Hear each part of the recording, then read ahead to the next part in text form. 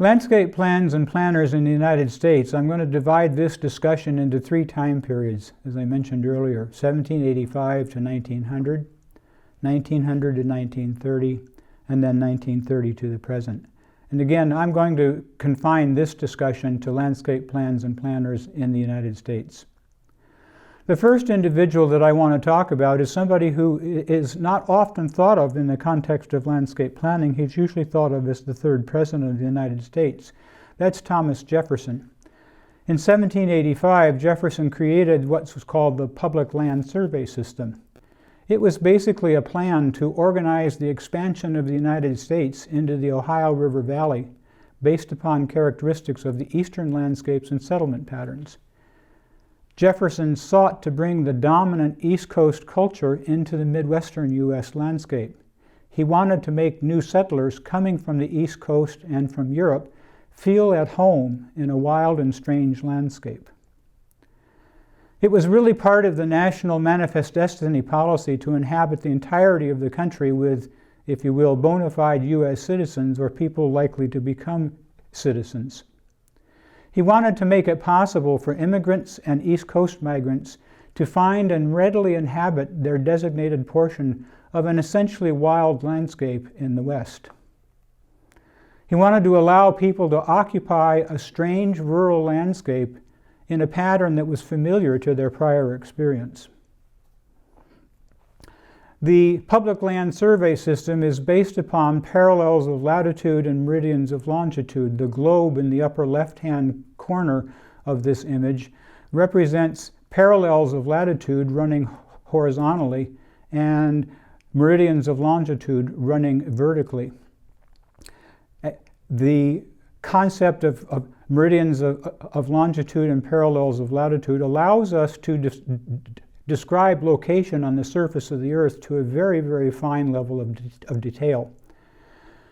As new territories came into the United States to join the original 13 colonies, each one of them came in individually, and so we can see the Minnesota Territory identified in the center portion of the map. As the territories came into the United States, a new public land survey component was established that was based upon a baseline of latitude and a principal meridian of longitude. The landscape was surveyed into large 24 square mile sections of land, areas of land. The 24 mile square areas were subdivided into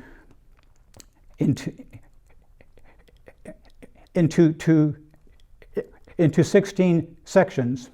Each section, so we can talk about Township 2 North, Range 3 West, this particular 24 square mile area being divided into townships having 36 sections in them, each section being a mile square. Each section could then be subdivided into quarter sections, quarter sections, quarter sections. So it became a very easy way to get from a scale of hundreds and hundreds of thousands of square miles down to a quarter acre of land in a hurry. Not only did it organize the rural landscape or the wild landscape, but it also became a pattern for organizing urban landscape. And the typical city block that we know of in St. Paul and Minneapolis is a 5-acre parcel of land that fits precisely into this public land survey system.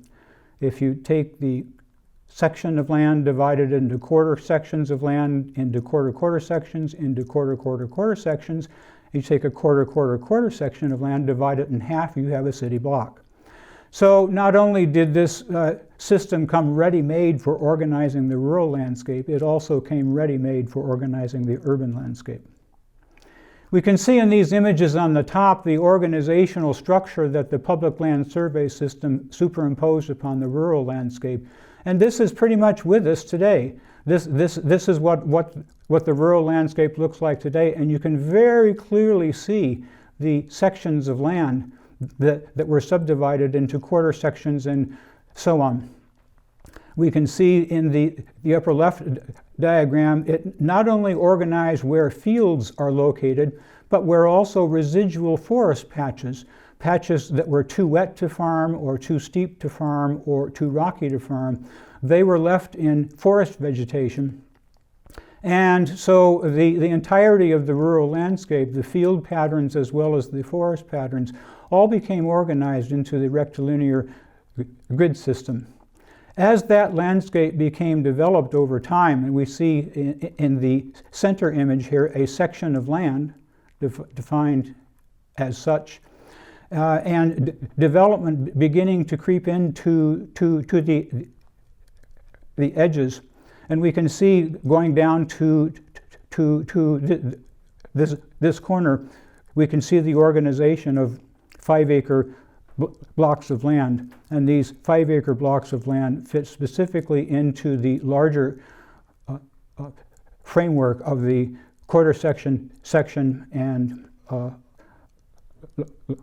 larger tracts of land. In this image on the lower left, this is downtown St. Paul.